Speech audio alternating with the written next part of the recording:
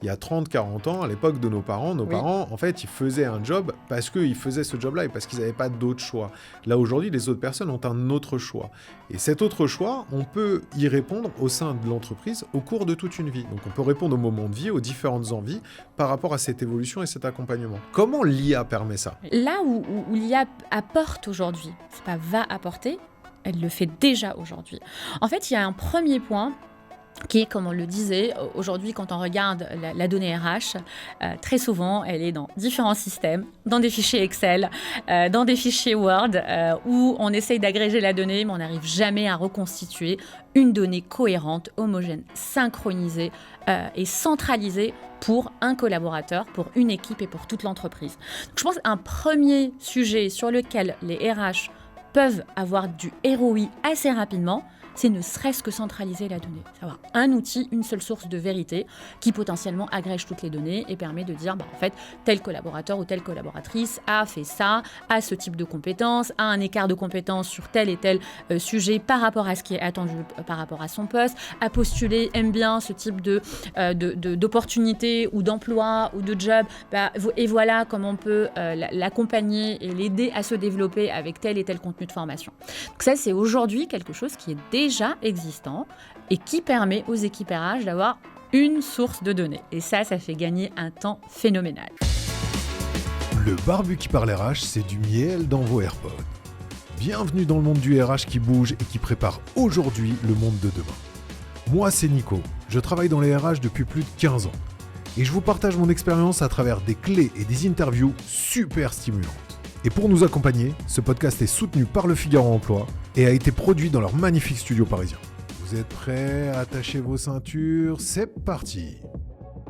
Bonjour à toutes et à tous, alors merci d'être présents pour ce nouvel épisode du podcast du Barbu qui parle RH et aujourd'hui on va parler d'un sujet tendance en 2024-2025, on va parler de l'IA pour valoriser. Alors attends, je reprends parce qu'en fait il va sortir en 2025. Je suis désolé, il va sortir en 2025. Je suis désolé, parce que là, tu vois, j'avais une confusion dans ma tête. Allez, c'est reparti. Bonjour à toutes et à tous. Alors, merci d'être présents pour ce nouvel épisode du podcast du Barbu qui parle RH. Et aujourd'hui, on va vous parler d'un sujet ultra tendance en ce début d'année 2025. On va vous parler d'intelligence artificielle et de comment l'intelligence artificielle peut valoriser l'humain et les RH. Et pour parler de ce sujet aujourd'hui, j'ai l'honneur et le plaisir d'accueillir Ella. Salut Ella, comment ça va ? Salut Nicolas, ça va et toi ? Écoute, ça va très bien, je suis très heureux de te voir, de t'avoir à ce micro parce que, écoute, tu vas te présenter, mais je trouve que tu es la personne parfaite pour parler du sujet et tu vas nous expliquer pourquoi en quelques mots. Écoute, super, je suis très contente aussi d'être là, de parler RH, humain et IA, un tout petit peu d'IA quand même. Alors moi, je suis Ella Atmani, je suis arrivée en France à l'âge de 20 ans avec, comme j'aime bien dire, ma valise, mon passeport et des rêves plein la tête.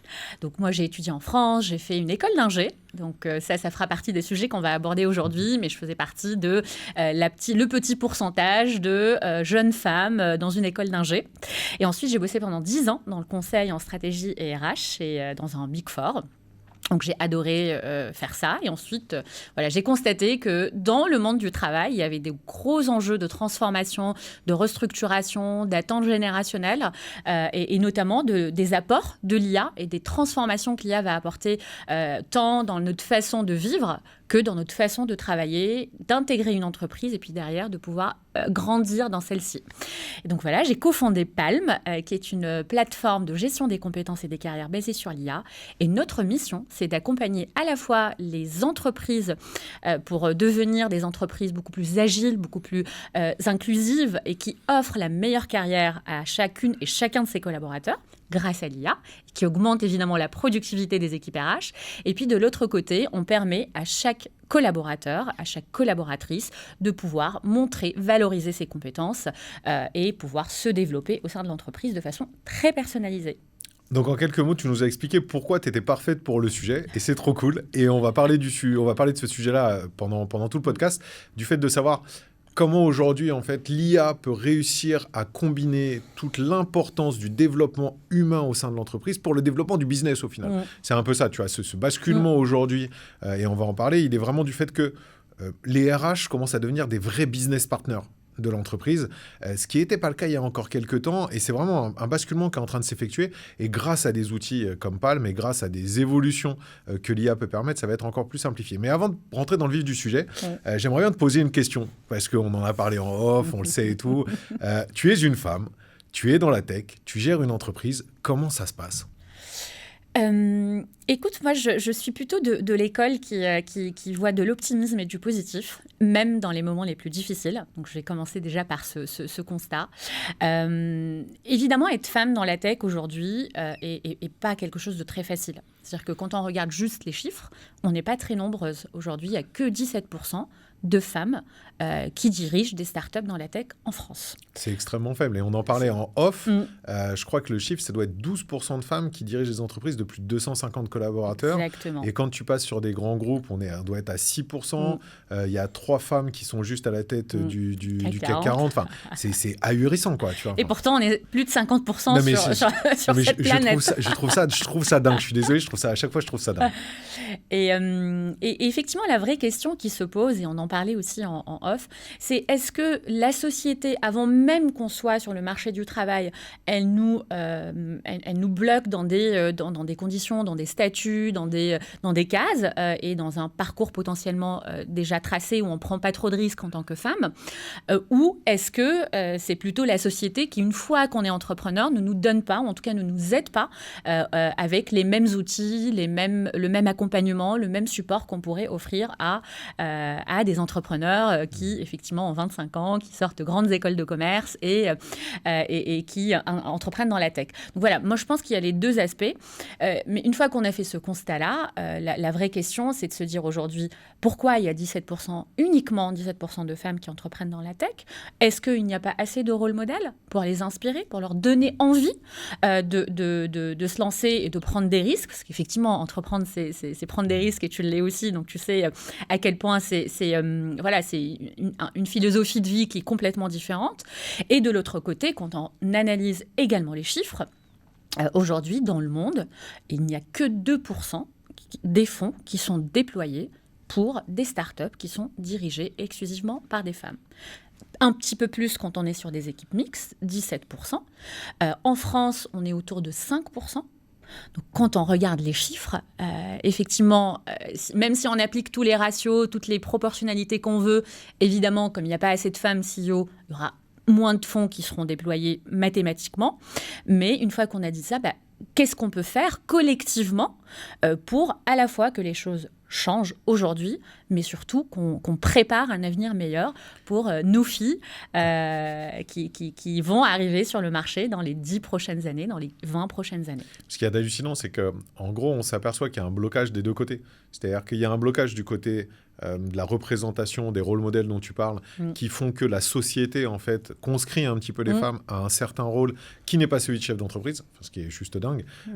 Donc, il faut absolument mettre en avant, montrer que les femmes dans la tech, ça existe, ça se développe, des femmes chefs d'entreprise, ça existe, ça se développe, et que ce sont vraiment des directions qui sont possibles, qui sont à prendre. Mais au-delà de ce côté-là, tu vois, qui est l'aspect un peu sociétal, il y a aussi l'autre côté dont tu parles, qui est le fait que les fonds, en fait, les femmes ne lèvent pas de fonds. Donc, je pense qu'il y a aussi un côté de ceux qui proposent des fonds, pas des leveurs, mais des investisseurs. Des investisseurs, pardon, excuse-moi. Du côté des investisseurs qui doivent se dire eux-mêmes, tiens, c'est une femme qui dirige la boîte, je vais pas y aller, quoi, tu vois. Donc, il y a aussi ce côté-là.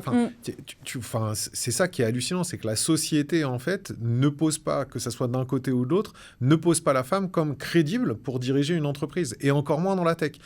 Je trouve ça... on est en 2025, quoi, tu vois. Enfin, c'est ahurissant. Enfin, vraiment, je trouve ça ahurissant. Je partage complètement ton constat, mais toujours pour revenir à du rationnel, à du pragmatique et à des chiffres, il y a une étude qui a été menée par le BCG récemment qui a démontré que les entreprises qui étaient dirigées par des femmes génèrent 63% plus de valeur pour les investisseurs. Donc moi, j'ai envie de dire à un investisseur, oui, tu déploies que 2%, mais sache que c'est dans ces 2%, ça va potentiellement générer 63% plus de valeur. Donc, en effet, il y a à la fois, d'un côté, évidemment, les choses changent, mais moi, j'ai le sentiment que ça change quand même très, très doucement. pas au rythme auquel nos sociétés évoluent aujourd'hui, pas au rythme où l'IA va complètement transformer, je pense sur 2025, ça va encore complètement transformer le monde du travail. Et je trouve que d'un autre côté, peut-être aussi quand on est une femme, il ne faut pas se poser de limites, il ne faut pas se poser de biais et de stéréotypes qui potentiellement pourraient aussi peut-être nous induire dans un chemin où on se dit peut-être que si on ne m'attribue pas et je ne lève pas des fonds, peut-être parce que je suis moins crédible, peut-être parce que je suis moins pertinente sur le sujet. Je pense qu'il faut aussi qu'on laisse tomber tous ces freins, parfois qui peuvent être des freins psychologiques, et de se dire en fait, j'ai mon ambition, j'ai ma vision, j'ai aussi le culot de le faire et j'y vais, mais vraiment à 100%. Et t'en es un bel exemple. Et on va en montrer d'autres dans ce podcast parce que c'est nécessaire de montrer ces exemples-là pour faire bouger, parce que comme tu le dis, ça bouge pas assez vite, malgré les chiffres, parce que le chiffre que tu viens de sortir, je ne le connaissais pas, c'est 63%, mais pour moi, ça va même dans le sens de, tu vois, toutes ces études qui montrent que les entreprises les plus diverses, les plus inclusives sont les plus performantes. Et tu te dis, mais il y a un moment donné, il y a quand même un problème. Il y a un carcan sociétal qui est là. Il y a un problème parce que tous les chiffres montrent ce qu'il faut faire. Les chefs d'entreprise sont censés être des gens intelligents. Les investisseurs sont censés être des gens intelligents ou tout du moins réfléchis. Et en fait, ils n'avancent pas. Ils n'avancent pas parce qu'ils ne voient pas ce genre de choses ou parce qu'ils ne veulent pas y croire, tu vois. Donc, je pense que le poids est fort et il faut vraiment qu'on fasse en sorte de faire bouger les choses. Et je pense, pour compléter, je pense qu'on a aussi vraiment besoin d'avoir de plus en plus de rôles modèles, de femmes qui réussissent dans la tech, mais qui réussissent à grande échelle. Je pense que c'est ça aussi qui permettra de faire changer les esprits, de faire changer les stéréotypes, les biais décisionnels, tout simplement. Et on a besoin d'avoir de plus en plus de femmes qu'on met sur le devant de la scène, en effet. On a besoin que Palm devienne une licorne, comme c'est ça clair. Tu seras un vrai rôle modèle. On va passer rentrer dans le vif du sujet. Qu'est-ce que tu penses du marché actuel du recrutement et du marché actuel des RH, dans lequel beaucoup d'entreprises cherchent à couper? Parce qu'il y a une réalité, c'est-à-dire qu'on sait que l'humain est important, mais en même temps, on cherche à faire des coupes dans le monde du RH, on cherche à faire en sorte que l'intelligence artificielle remplace des personnes dans les RH. Qu'est-ce que tu penses de cette avancée, de cette mouvance actuelle? C'est vrai que très souvent, les RH ont toujours été considérés comme un centre de coût. C'est-à-dire que souvent, d'ailleurs jusqu'à il n'y a pas très longtemps, les DRH au sein des entreprises ne faisaient pas partie du COMEX. C'est-à-dire qu'on considérait que le rôle de la personne au sein de l'entreprise qui gère tous les collaborateurs n'avait pas sa place au COMEX. C'est quand même assez perturbant. Mais pareil, on voit que les choses aujourd'hui changent. On voit de plus en plus d'équipes RH. Et nous, parmi nos clients, on voit des équipes RH, évidemment, qui sont au COMEX, qui drivent la stratégie RH, de développement des collaborateurs, de recrutement, tout en étant parfaitement alignés avec l'approche business. Et je pense, parce que jusqu'à il n'y a pas très longtemps, quand même, on considérait que le rôle des RH, c'était de recruter, de gérer l'onboarding, toute la partie administrative, la paye, les absences, les congés, les maladies, potentiellement se séparer de collaborateurs. Et puis voilà, globalement, c'était quand même assez tourné vers ça. Mais il y a aujourd'hui, avec à la fois l'arrivée des nouvelles générations sur le marché, qui arrivent avec des exigences, c'est même pas des attentes, ce sont des exigences en termes de bien-être au travail, en termes de valorisation de leurs compétences, en termes de personnalisation de leur expérience au sein de l'entreprise. Et donc, en effet, les entreprises, celles qui ont pris conscience du sujet, commencent à se transformer et se sont déjà transformées pour beaucoup d'entre elles. Après, les entreprises qui viennent couper dans les budgets RH, ça, évidemment, on le connaît, certainement pour les raisons que je viens d'évoquer. Mais moi, je trouve que c'est une stratégie qui est complètement destinée à l'échec. Pourquoi ? Parce que on construit des entreprises parce qu'on construit des équipes, on construit des collaborateurs qui eux-mêmes vont driver, vont pousser l'activité et le développement de l'entreprise. Donc si on n'investit pas assez sur ces collaborateurs, moi je me demande sur qui on a envie d'investir. Bien évidemment, les clients sont ultra importants. Et d'ailleurs, il y a eu énormément d'études qui ont démontré qu'il y avait une relation directe entre le niveau de satisfaction des clients avec le niveau de satisfaction des collaborateurs. Donc pareil, on revient un peu au même sujet. Toutes les statistiques montrent qu'il faut investir sur les budgets RH, quelle que soit la nature du budget. Ça peut être du process, ça peut être des outils, ça peut être effectivement sur les recrutements, la communication, la formation, les plans de développement. Et pourtant, beaucoup d'entreprises considèrent encore que s'équiper d'un outil RH performant pour mener les entretiens annuels ou la people review, en fait, ça vaut pas le coup. On peut le faire dans Excel. Ouais, mais c'est ça, c'est qu'en gros, on a toujours fait comme ça, donc du coup, maintenant, on peut continuer à le faire de cette manière-là, et on ne va pas forcément investir, et tu l'as dit à juste titre, les DRH ont mis beaucoup de temps à arriver dans les COMEX, dans les CODIR, et même quand ils sont dans les CODIR, généralement, ils ont juste un avis aujourd'hui un peu consultatif, c'est-à-dire que c'est les RH, ils sont là parce qu'ils doivent être là, mais terminé. Ce côté business partner, en fait, qui est en train d'arriver, il est quand même encore peu présent. Et justement, on a l'impression, tu vois, avec l'arrivée de l'IA, qu'on a une volonté de sortir de plus en plus les RH du job, en fait, de faciliter leur job, donc de se couper donc d'investir pour pouvoir moins investir, en fait, d'investir dans l'IA pour pouvoir moins investir dans l'humain des RH. Est-ce que c'est quelque chose que tu vois aujourd'hui dans les boîtes avec lesquelles, dans les entreprises avec lesquelles tu travailles? Est-ce que tu vois un petit peu ce côté, on essaye de réduire les équipes sur certains aspects parce que justement, finalement, le métier de RH, c'est un métier simple, c'est un métier administratif, comme ce que tu disais, et donc du coup, on va couper. Alors, on est complètement d'accord, hein, c'est voué à l'échec, je suis totalement en phase avec toi, parce que c'est de l'humain pur, et on va en parler juste après avec la dimension IA, et ce que tu dois rajouter à l'intérieur, et ce que toi tu proposes d'ailleurs avec Palm. Mais est-ce que tu vois justement l'inverse qui se passe aujourd'hui? Parce que j'ai vraiment l'impression de ça. J'ai vraiment l'impression que soit on coupe, soit on décide de ne pas investir dans des développements RH qui auraient été nécessaires parce qu'on se dit, bah, écoute, on ne va pas avoir besoin d'investir là-dedans, on va investir dans une IA et ça va simplifier la tâche. Je pense que beaucoup d'entreprises ne sont pas encore complètement prêtes, ou en tout cas se préparent à adopter de l'IA un peu à tous les étages et à tous les niveaux, et encore plus dans les RH. Je pense qu'il y a aussi un sujet, et nous on le voit avec les DRH avec lesquels nous travaillons, et puis de manière générale dans l'écosystème, les RH aujourd'hui ont un mandat de la direction générale pour potentiellement étudier de façon proactive les impacts de l'IA, non pas uniquement sur le métier RH, mais sur tous les métiers de l'entreprise. On le sait. Quel que soit le secteur d'activité, l'IA est en train de transformer et va continuer à radicalement changer la façon de travailler au quotidien. Typiquement, il y a des métiers sur lesquels qui vont disparaître, tout simplement, et ça, il faut l'anticiper, parce que derrière, c'est potentiellement des milliers, voire des millions d'individus, de personnes qui travaillent réellement, et il faut qu'on puisse leur trouver un autre job, qu'on puisse les reskiller sur d'autres compétences pour que ces gens-là puissent continuer quand même à exercer une activité.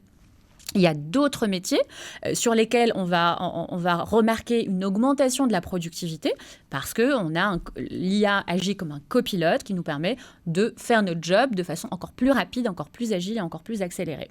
Donc peut-être qu'on n'aura plus besoin d'avoir 100 personnes sur cette activité-là, mais peut-être 50. Peut-être 20 ou peut-être 10.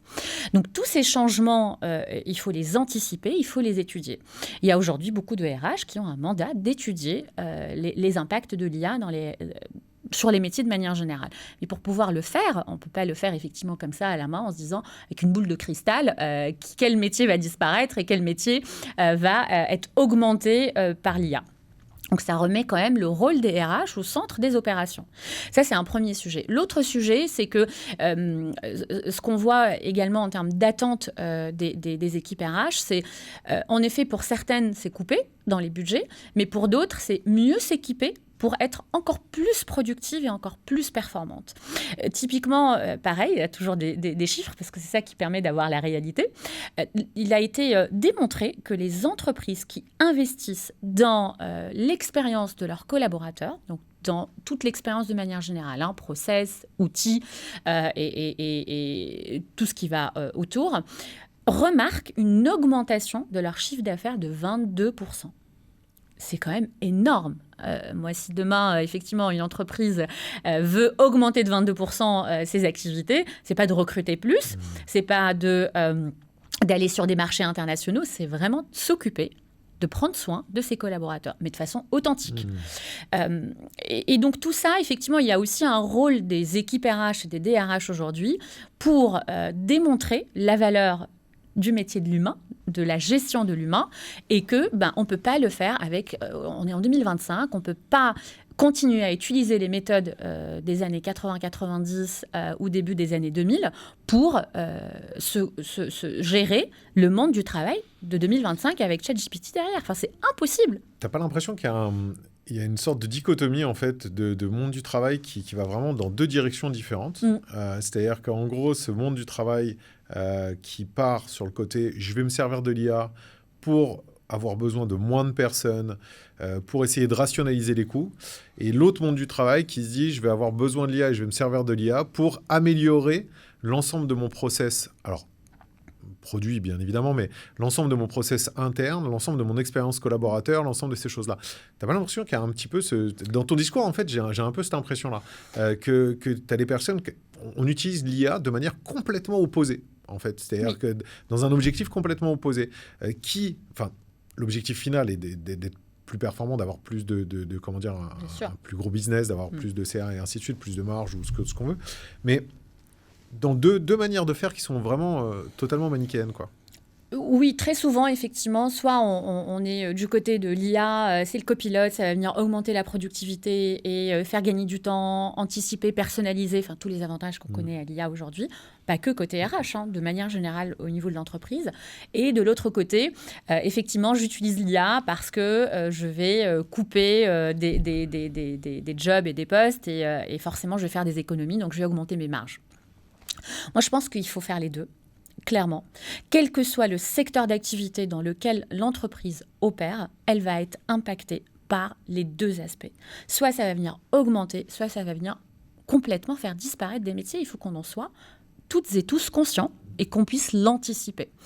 Après, cette forme de dichotomie, j'ai envie de dire, pareil, c'est aussi en fonction de la vision des CEO, du COMEX des entreprises, de l'engagement qu'ils ont envie d'avoir vis-à-vis de leurs collaborateurs, de garantir l'employabilité aussi de certains métiers potentiellement qui pourront être impactés. Mais pour pouvoir le faire, il faut effectivement travailler sur ces impacts, les anticiper, les identifier. On va rentrer encore plus dans le vif du sujet. Pour toi, comment on peut valoriser l'humain dans une boîte aujourd'hui ? C'est quoi les aspects principaux que tu vois avec tes RH pour pouvoir valoriser l'humain, et notamment grâce à l'intelligence artificielle ? Alors, j'ai une petite idée de ce que tu vas me répondre, et on va pouvoir avancer dessus. Mais voilà, c'est quoi les aspects principaux ?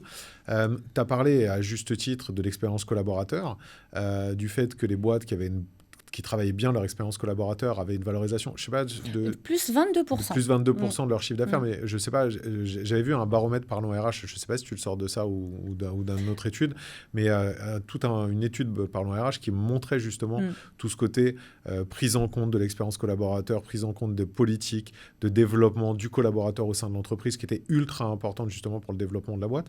En tous les cas, tout ça, ça le montre. Et je pense que cet aspect d'expérience collaborateur, de fidélisation, mais surtout d'évolution, de co-développement des collaborateurs en même temps que la boîte, c'est ce qu'il y a de primordial et ce qu'il y a de plus important, parce que ça remet cet aspect RH business partner réel au sein de l'entreprise. On en parle de plus en plus, et moi je suis très content qu'on en parle de plus en plus, parce que ça, on va dire, ça désacralise le côté on parle du collaborateur en tant que collaborateur, on parle du candidat en tant que candidat, et on ne parle pas de ces personnes en tant que centre de profit en tant que tel, ce qui devrait être le cas, parce que c'est une réalité. C'est-à-dire qu'une entreprise, alors on peut parler des entreprises à mission, du fait qu'il y a toute une autre dimension aujourd'hui, mais il n'empêche qu'une entreprise, pour pouvoir vivre, doit faire des profits. Alors, est-ce que ces profits doivent être démesurés ? C'est encore un autre débat, mais doit faire des profits. Et donc, qu'est-ce qui contribue à faire ces profits ? Ce sont les collaborateurs, c'est l'humain qui est à l'intérieur qui contribue à faire ces profits. Et même quand on vend un produit, le produit, il est créé par qui ? Il est créé par l'humain qui sont à l'intérieur. Donc, je pense que cette désacralisation, elle a c'est un gros plus pour remettre l'humain au centre.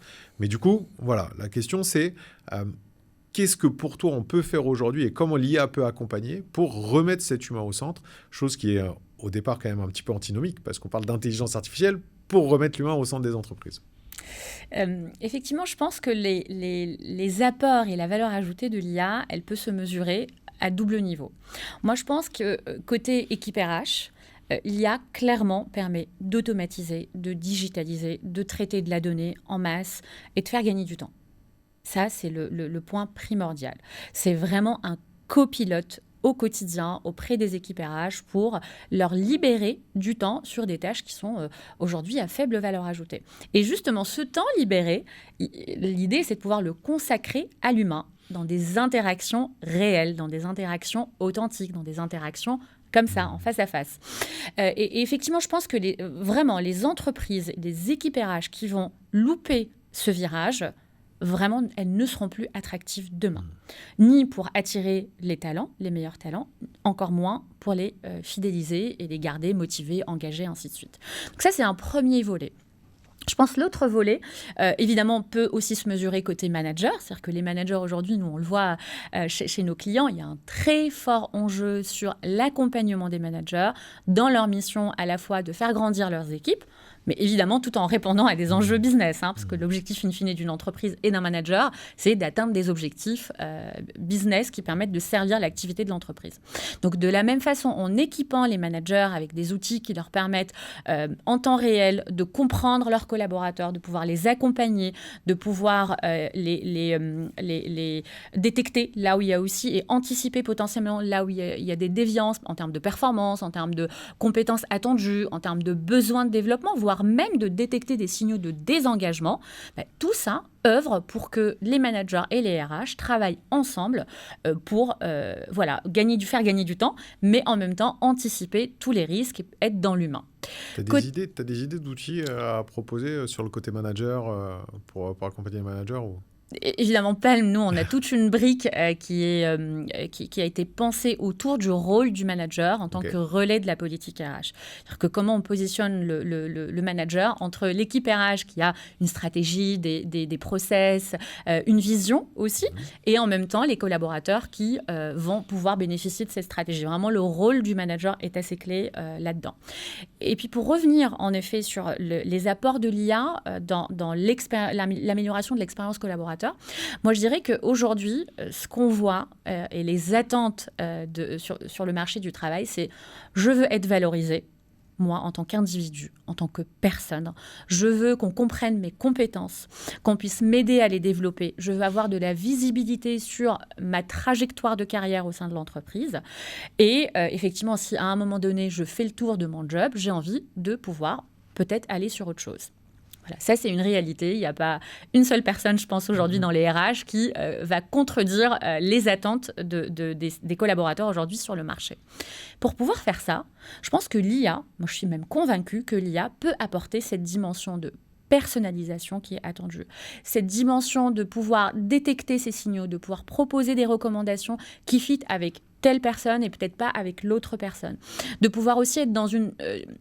dynamique qui évolue, une dynamique qui se met à jour. On a aujourd'hui, quand on prend les métiers par exemple de la tech ou même des sales, on a tous les jours des nouvelles compétences qui émergent, des nouveaux outils dont il faut évidemment s'approprier l'usage, il faut se former. Donc, on n'est plus sur je fais mon entretien annuel une fois par an et je dis que je veux me former à telle et telle compétence et j'attends 6 ou 7 ou 8 ou peut-être jamais cette formation. Ça, on ne peut plus aujourd'hui le faire. On vit dans un monde de l'instantané. C'est-à-dire que j'ai besoin de quelque chose, il faut que je puisse l'avoir tout de suite. Et ça, on ne peut plus revenir en arrière. Il faut qu'on puisse s'adapter à nos modes de fonctionnement, à nos attentes, à notre façon aujourd'hui, ne serait-ce que d'interagir. Enfin, on a un téléphone dans la main, on peut tout faire avec.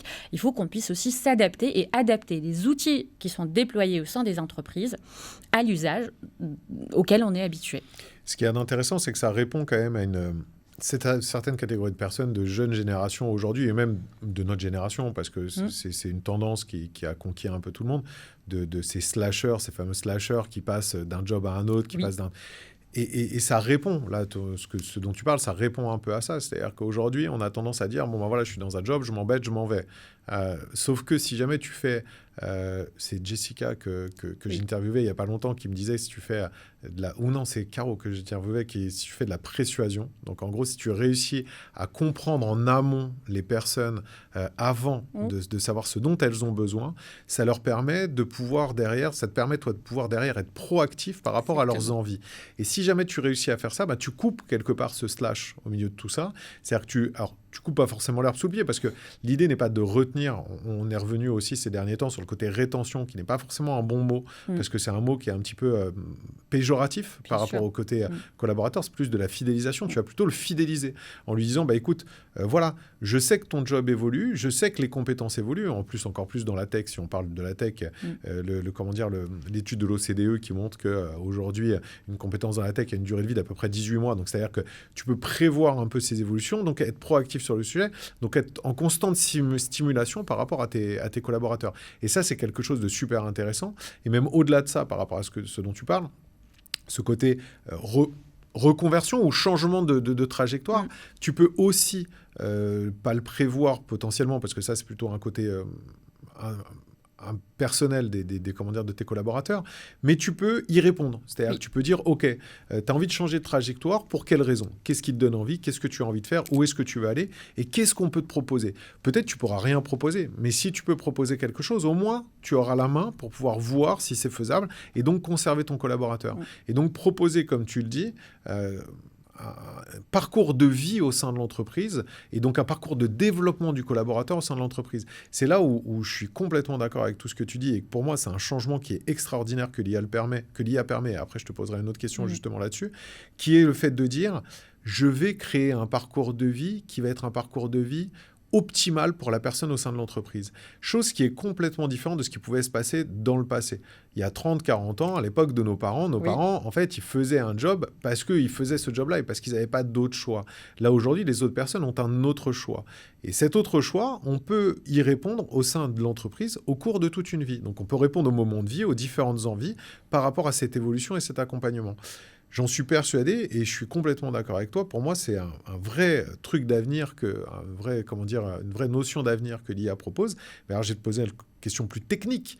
Comment l'IA permet ça ? Qu'est-ce que tu as dans l'outil, notamment en l'occurrence chez Palm, qui permet en fait de pouvoir travailler sur ces sujets-là ? Je te rejoins complètement sur, en effet, l'analyse qui est de dire il faut pouvoir anticiper, détecter les signaux, détecter quels sont les centres d'intérêt, en cohérence avec, j'aime beaucoup la notion de parcours professionnel, mais aussi parcours de vie, parce que peut-être qu'un collaborateur, une collaboratrice, à un moment donné, va avoir des aspirations vers une direction, et à un moment donné, il se passe des choses dans la vie personnelle qui vont impacter aussi cette trajectoire et ses envies et ses intérêts. Et il faut être extrêmement attentif et attentive en tant que RH et manager à ces potentiels changements.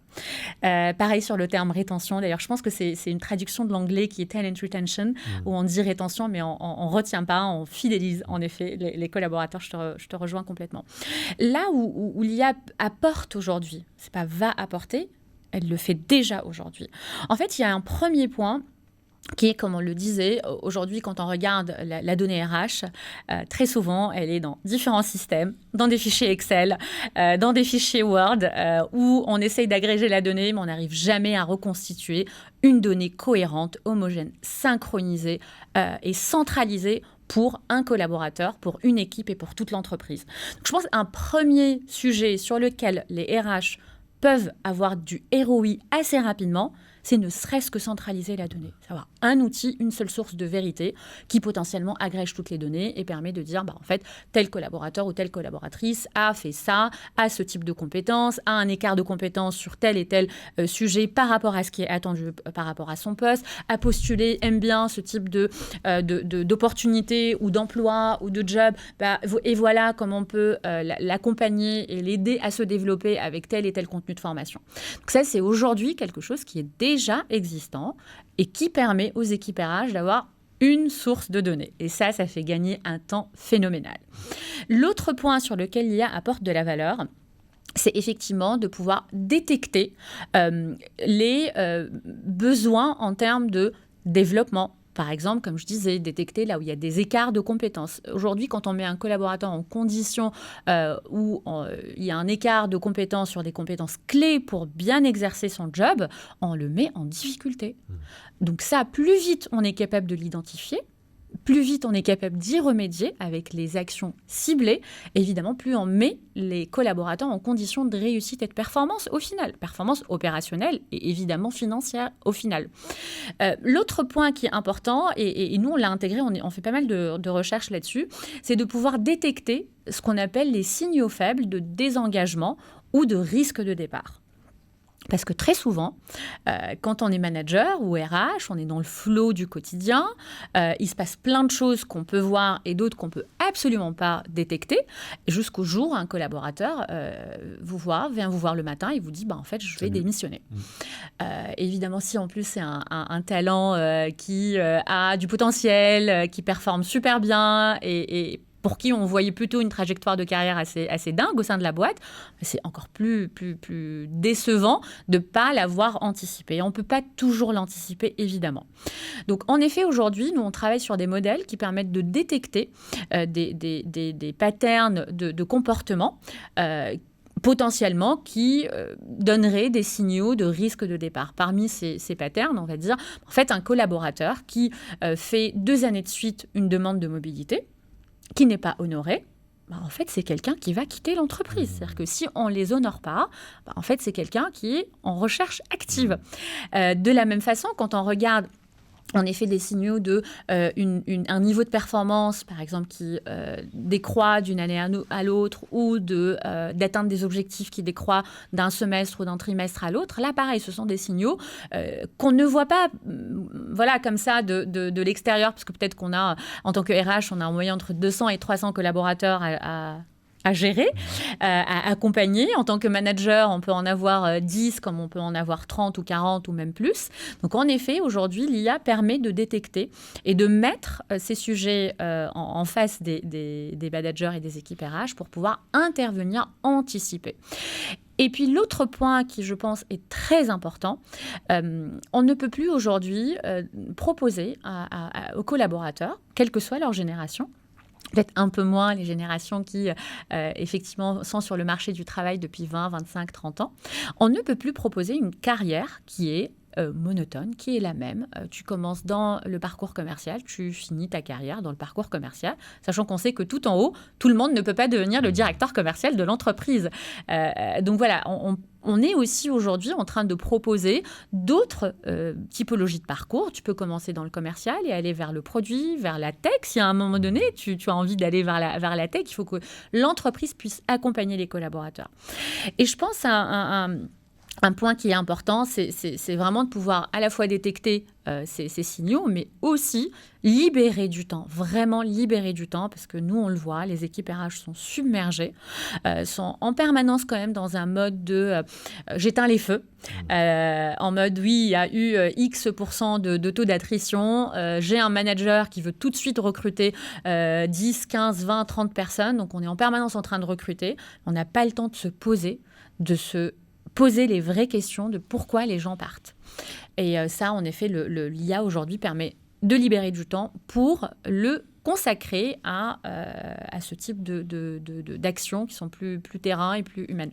Tu nous as dit centraliser la donnée, donc ça c'est le premier point. Tu nous as dit faire attention aux compétences, au niveau de compétences pour ne pas justement décevoir ou ne pas décourager les collaborateurs. Tu nous as dit repérer les signaux faibles, créer des parcours de carrière aussi qui soient différenciés au fil du temps. Et qu'est-ce que tu penses ? Après, c'est une question rhétorique, mais qu'est-ce que tu penses aussi de l'aspect de l'IA qui permet justement de confirmer ce côté business partner à travers le SWP, le Strategic Workforce Planning pour ceux qui ne le savent pas.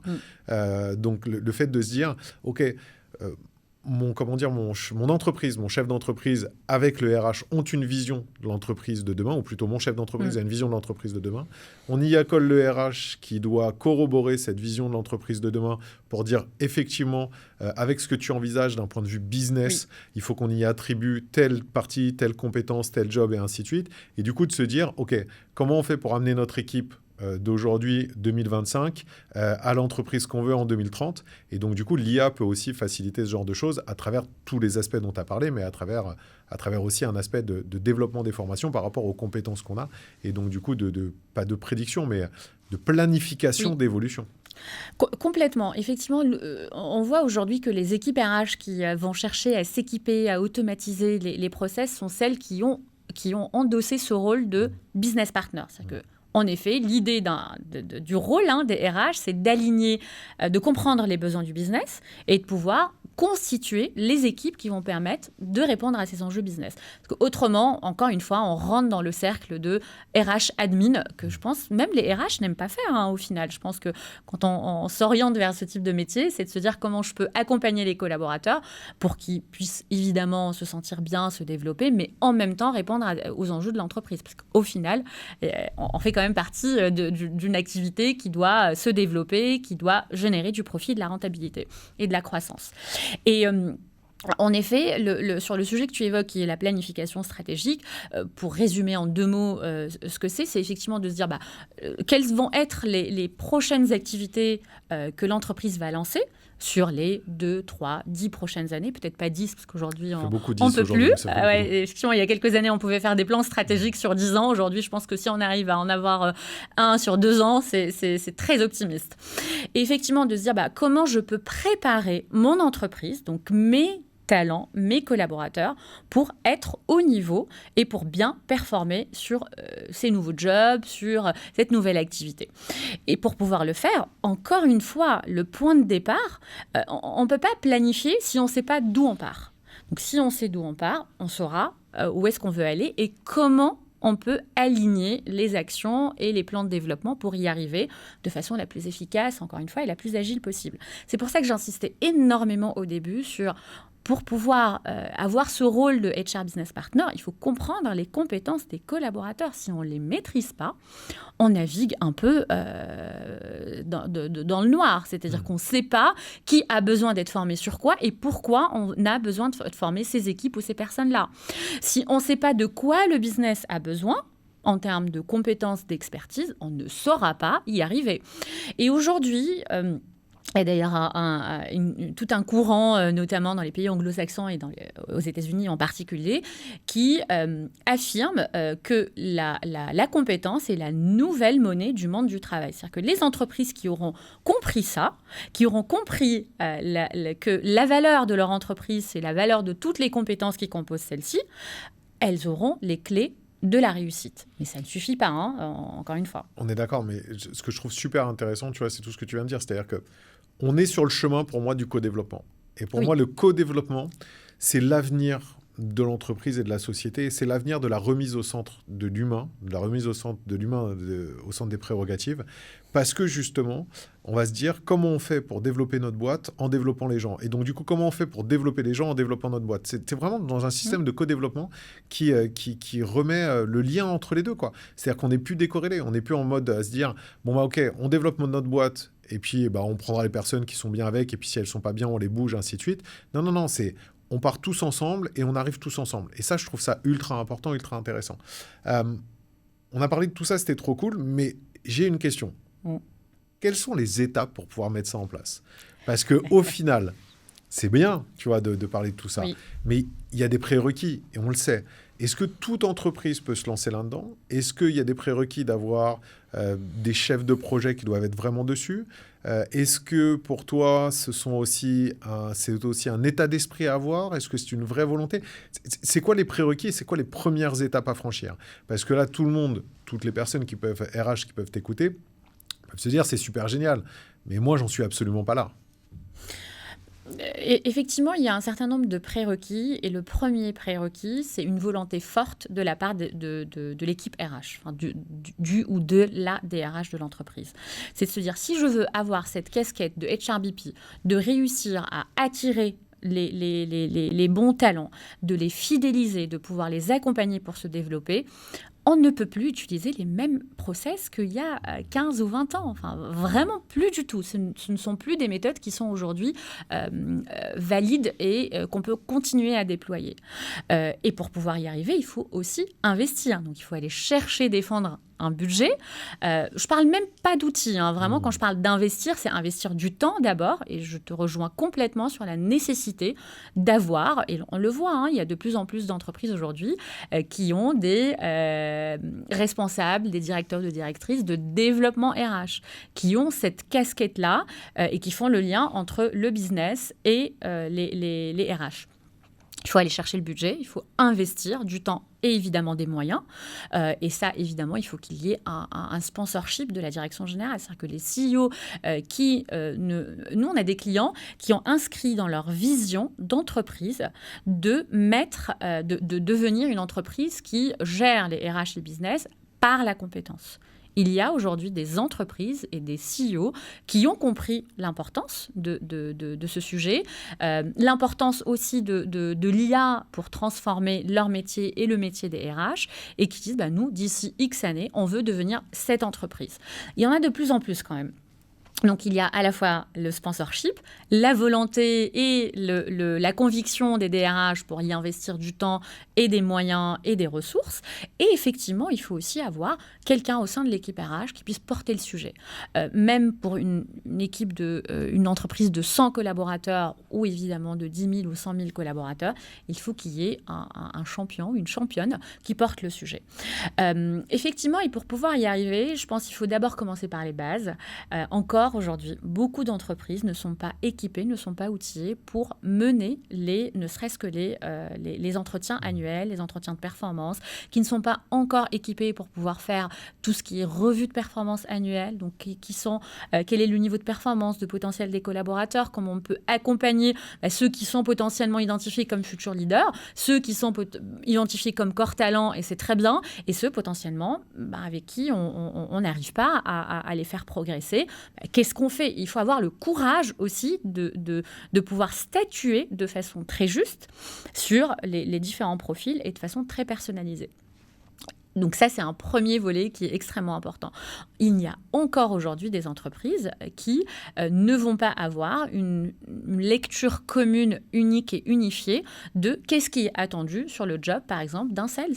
Mais c'est ça, tu vois, c'est ça le truc de dingue. C'est-à-dire que tu as des boîtes qui sont hyper loin de ça. Donc, est-ce qu'elles peuvent tous faire rapidement le job ? Est-ce que, justement, l'IA peut les accompagner à faire ce job-là ? Est-ce que, in fine, juste la volonté de vouloir y aller, c'est pas déjà la première étape et après, feu, on peut y aller ? Je pense, effectivement, il faut avoir la volonté et être convaincu que si on ne change pas, on ne risque pas de progresser et d'avancer. Donc, il y a effectivement cet aspect volonté. Il y a quand même un aspect aussi investissement. Pour une entreprise de 100 collaborateurs, c'est peut-être un investissement à la hauteur du nombre de collaborateurs. Et puis surtout, il faut ramener ça aussi toujours à si je ne fais pas, quel est le risque ? Et si je fais, peut-être quel est le bénéfice, quels sont les bénéfices. Et effectivement, au-delà d'avoir la volonté et d'avoir les moyens de le faire, il faut y aller. Et je pense plus les entreprises qui vont mettre plus de temps à y aller et de façon assez franche et assez directe et assez volontaire, c'est vraiment celles qui vont se retrouver en difficulté pour attirer des collaborateurs. Parce que moi, je suis convaincue que l'IA demain, typiquement, c'est déjà le cas aujourd'hui, on va avoir de l'IA à tous les étages. C'est-à-dire qu'une IA qui va t'emborder, une IA qui va être ton coach de carrière, une IA qui va te suggérer des plans d'action et des plans de développement et de formation, peut-être au sein de ton entreprise, mais peut-être aussi à l'extérieur.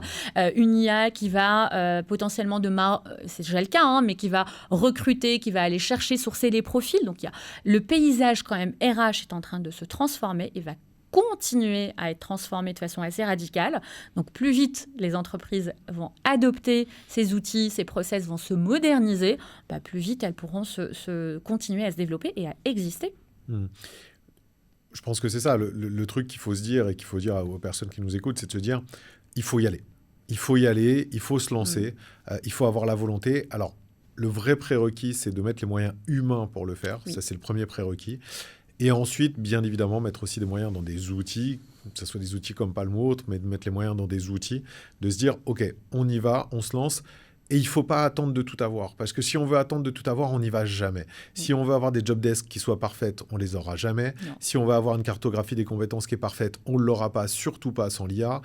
Ça ne sera pas possible. Donc, il faut se lancer, il faut y aller, il faut dégrossir, il faut se faire accompagner et ça marchera. Et comme tu le dis, la volonté de vouloir avancer, elle est primordiale parce que sinon, on va se retrouver derrière dans un sujet qui va être beaucoup plus problématique. C'est-à-dire qu'on va être en retard, on va perdre des compétences, on va perdre des talents, on va être moins attractif. Donc, du coup, l'entreprise va tomber et on va rentrer dans un cercle vicieux qui va mener très probablement à une chute de l'entreprise.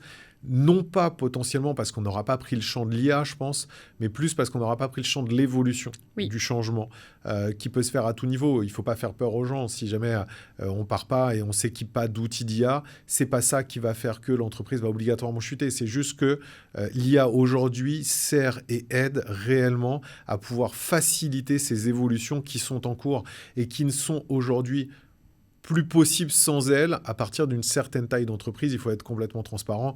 Aujourd'hui, tu l'as dit à un juste titre, une boîte qui fait 200, 250, 300 personnes, si elle n'a pas d'outil d'IA pour l'accompagner, elle va forcément passer à côté de choses. Et ça n'empêchera qu'elle pourra avancer, mais elle avancera moins vite, elle avancera de manière moins pertinente, de manière moins cohérente, et il y aura une moins bonne optimisation parce qu'il n'y aura pas cette centralisation des données qui sera optimisée, parce qu'il n'y aura pas cette visibilité sur les signaux faibles, parce qu'il n'y aura pas toutes ces évolutions possibles. Donc, c'est vraiment la volonté avant toute chose et surtout la compréhension que l'évolution est là et que il faut la prendre en marche parce que de toute façon, l'évolution, c'est comme ça. On est dans une société qui est darwiniste, quoi qu'il se passe. Hein, c'est le cas. C'est le cas depuis des milliers et des millions d'années. Donc, l'évolution, elle est là. On ne peut pas l'arrêter, on ne peut pas la changer. On peut l'infléchir, on peut essayer de la travailler, de la mettre à notre image, mais en tous les cas, on ne l'arrêtera jamais. Donc, je pense que c'est le fait de comprendre ça qui va faire que les boîtes pourront aussi avancer dans le bon sens. Complètement. Et je pense que c'est aussi une opportunité pour les équipes RH de voir leur rôle et leur valeur ajoutée au sein de l'entreprise différemment. C'est-à-dire que vraiment, pour revenir un peu à cette notion de HR Business Partner, je pense que c'est une opportunité à saisir. Les RH aujourd'hui ont la responsabilité de moderniser leurs fonctions pour pouvoir mieux adresser les enjeux business de l'entreprise. Parce qu'une RH qui n'a pas aujourd'hui d'outils d'analyse des données de ses collaborateurs ne peut absolument pas accompagner le business. Ça, c'est une réalité. On est complètement d'accord et c'est la bonne évolution. En tous les cas, on pense que c'est la bonne évolution. On a parlé de ta place de femme dans la tech. On a parlé de l'évolution des RH et de l'évolution de la vision des RH dans les entreprises. On a parlé d'IA avec les RH. On a parlé d'évolution, de business partner, de tout ce qu'il fallait faire pour pouvoir les retenir. On arrive à la fin du podcast et je vais te poser la même question que je pose à tout le monde. Tu le vois comment le future of work et tu le vois comment l'évolution de l'IA dans le future of work? C'est effectivement une question qui est assez intéressante. Personne n'a de boule de cristal pour dire en 2030... Je t'ai pas posé la question à 10 ans, t'as vu? Je t'ai pas posé la question à 10 ans, je t'ai juste dit future of work. Oui, on ne peut pas dire aujourd'hui comment l'IA va transformer de façon très précise le monde du travail, le future of work. Mais ce qui est certain, moi je suis vraiment profondément convaincue que l'IA va transformer radicalement le monde du travail. Encore une fois, pour revenir à cette idée de quels métiers vont disparaître, quels métiers vont être augmentés, où on va améliorer la productivité. Et puis surtout, en fait, je pense que l'IA, on pourra demain, et je suis convaincue que demain, on aura une IA qui va complètement détecter tous les collaborateurs qui sont potentiellement en risque de départ. Potentiellement, demain, on aura une IA qui permettra de comprendre le profil d'un collaborateur, de pouvoir anticiper ses souhaits de développement, ses aspirations, de pouvoir anticiper en fonction de son humeur du jour, en fonction de ce qu'il fait. On va pouvoir traquer énormément de données pour offrir une expérience collaborateur qui soit la plus optimisée et la plus personnalisée possible. Et quand on met ça en perspective de comment le monde du travail va évoluer, indépendamment de l'IA d'ailleurs, typiquement, moi je suis convaincue que dans les prochaines années, tout ou une grande majorité des workers ou des travailleurs auront leur job qui paye leur salaire, mais auront d'autres activités qui les rémunéreront aussi. Et ça, il faut, je pense, l'accepter et l'anticiper et être complètement OK avec. Je pense que demain, les collaborateurs ne voudront plus, pour une entreprise qui est basée en France, ne voudront plus forcément être basés en France. Ils voudront aller vivre en Asie pour avoir un meilleur équilibre vie pro, vie perso. En effet, de se dire, en fait, moi, ma carrière, c'est pas forcément de devenir manager ou le patron de la boîte, mais c'est plutôt d'être ultra expert sur mon sujet, d'être vraiment la personne clé qui maîtrise le sujet, et ça me convient très bien. Donc ça, il faut aussi l'anticiper et l'accepter. Et c'est là où des outils collaboratifs, encore plus c'est-à-dire drivés par l'IA, vont nous permettre de gérer cette workforce qui va être complètement distribuée peut-être partout dans le monde. Et c'est déjà le cas aujourd'hui. Il y a des entreprises qui ont des collaborateurs dans différents pays, qui n'ont pas de bureau quelque part et qui fonctionnent très bien. Et je pense que ça va être le sens un peu de l'histoire. Je suis convaincue que l'IA va également apporter énormément de valeur pour notre quotidien, pour le rôle des RH dans la croissance et le développement de l'entreprise. Moi, je suis sûre qu'en termes de job RH de manière générale, peut-être que demain, on aura, sur des sujets qui sont complètement admin, peut-être qu'on aura plus besoin de le faire à la main et que l'IA permettra d'automatiser beaucoup de choses. Et donc, voilà, il faut aussi s'adapter et voir l'IA comme une opportunité, vraiment, et pas comme une menace, parce que sinon, après, on est sclérosé et on n'avance pas et on fait rien. Et je pense que c'est ça le vrai danger. Une vision que j'aime bien, mais qui est quand même à deux niveaux, encore une fois, à deux vitesses. C'est le côté... des emplois vont disparaître, c'est une réalité. Et le côté, ça va aussi faciliter, remettre l'humain au centre. Ce qui est assez intéressant parce que on parle souvent, et tu as développé après sur le côté remote, sur le côté tout ça, qui sera possible pour une partie des jobs. On le redit parce que tu as tous les jobs manuels qui existent, qui font énormément de personnes en France et dans le monde et qui, eux, bien évidemment, ne pourront pas être en remote, ne pourront pas bénéficier de ça. Mais par contre, ils pourront bénéficier de ce que tu as dit, de la première partie dont tu as parlé, c'est-à-dire de ce côté remise au centre. Parce que quand on parle de développement des compétences, quand on parle de job, quand on parle d'évolution, quand on parle de signaux faibles, quand on parle de comportement, on parle de tous les jobs à ce moment-là. On ne parle pas de job de service, on ne parle pas de job de tech, on parle de tous les jobs. Et c'est là où l'IA, en fait, va pouvoir avoir, à mon avis, et je te rejoins complètement là-dedans, avoir un vrai impact sur le monde du travail, c'est qu'il va pouvoir déceler tout ça. Et encore plus dans ces jobs et dans ces entreprises qui sont plus, on va dire, manuels, qui sont plus des entreprises et avec des jobs qui sont considérés comme, soi-disant, des petits jobs, mais qui sont aujourd'hui ultra importants et qui font défaut.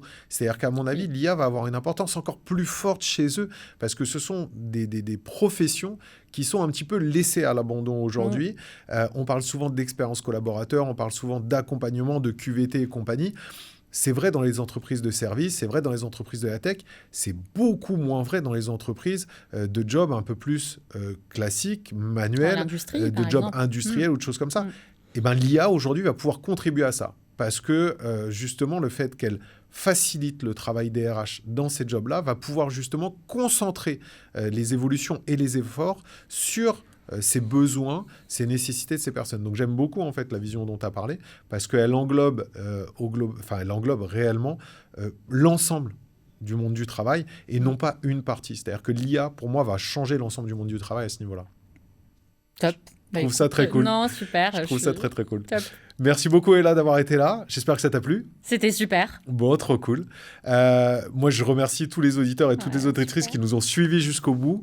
Je vous mettrai toutes les informations sur Ella, sur Palm et tout en description du podcast.